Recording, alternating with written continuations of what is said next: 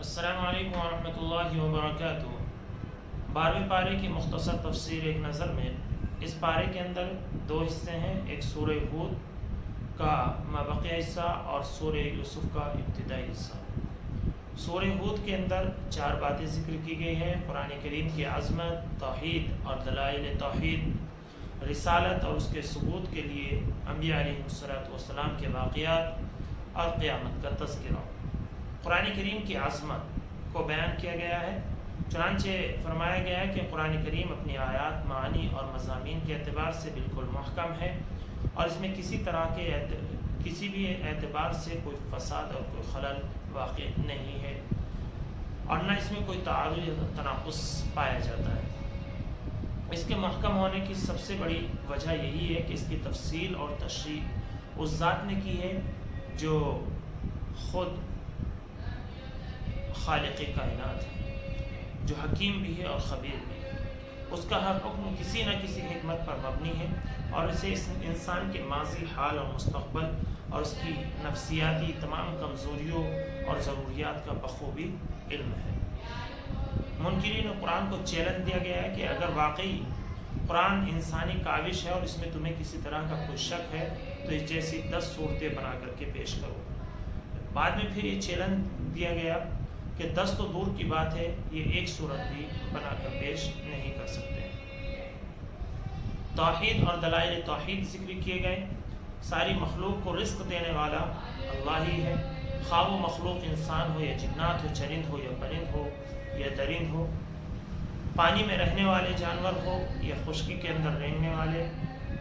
آسمان اور زمین کو اسی ایک ذات نے پیدا کیا ہے، اور وہی ایک ذات پوری دنیا کے نظام کو چلا رہا ہے۔ رسالت اور اس کے اس بات کے لیے 7 انبیاء علیہ السلام کے واقعات ذکر کیے گئے۔ حضرت نوح علیہ السلام کا واقعہ، حضرت ہود علیہ السلام کا، حضرت صالح کا، حضرت ابراہیم کا، حضرت لوط علیہ السلام کا، اور حضرت شعیب علیہ السلام کا، اور حضرت موسیٰ علیہ السلام کا واقعہ بڑی تفصیل کے ساتھ 12ویں پارے کے اندر سورہ ہود کے اندر ذکر کیا گیا ہے۔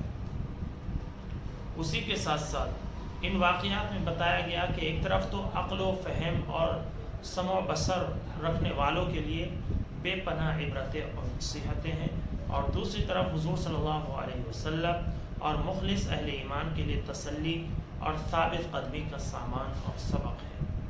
اسی لیے یہ واقعات بیان کرتے ہوئے آپ کو استقامت کا حکم دیا گیا، جو کہ حقیقت میں پوری امت کو حکم ہے۔ استقامت کوئی آسان چیز نہیں ہے۔ استقامت کے بارے میں تو بعض اہل اللہ فرماتے ہیں، اور بعضوں نے کہا کہ وہ حدیث کا بھی مفہوم ہے کہ الاستقامہ فوق الف الکرامہ، استقامت 1000 کرامتوں سے بھی بڑھ کر ہے۔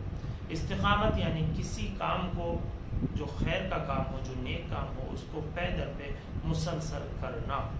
قیامت کا تذکرہ۔ روز قیامت انسانوں کی 2 قسمیں ہوں گی، ایک بدبخت لوگ ہوں گے اور ایک نیک بخت لوگ ہوں گے۔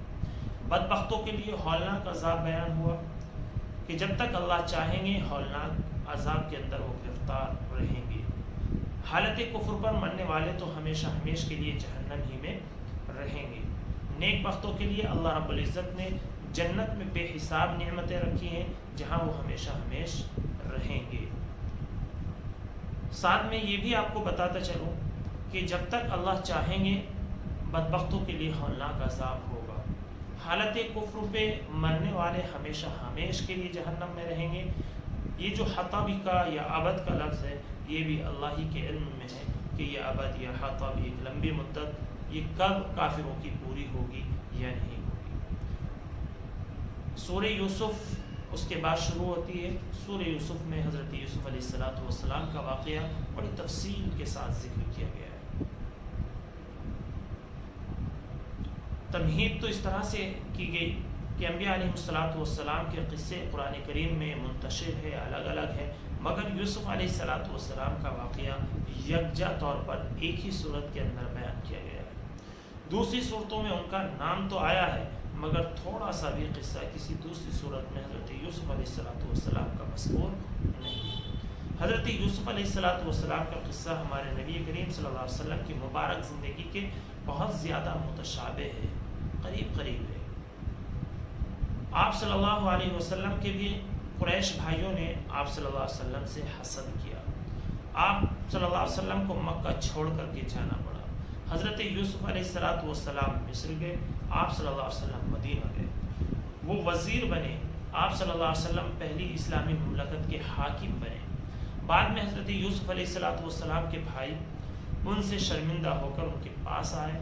آپ صلی اللہ علیہ وسلم کے سامنے بھی فتح مکہ کے موقع پر سب نے گردن جھکا لی اور ان سب نے یہ کہا لا تثریب علیکم الیوم, یعنی حضرت محمد عربی صلی اللہ علیہ وسلم نے فرمایا کہ آج کے دن تم پر کوئی تاب و ملامت نہیں ہے.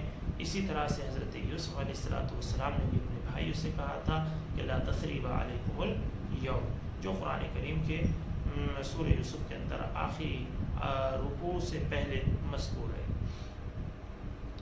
حضرت یوسف علیہ السلام کا جو تفصیل سے واقعہ ہے وہ آپ سنتے ہی رہتے ہیں, اور اس کی تفصیل انشاءاللہ 13ویں پارے کے اندر ذکر کی جائے گی. اللہ عمل کی توفیق عطا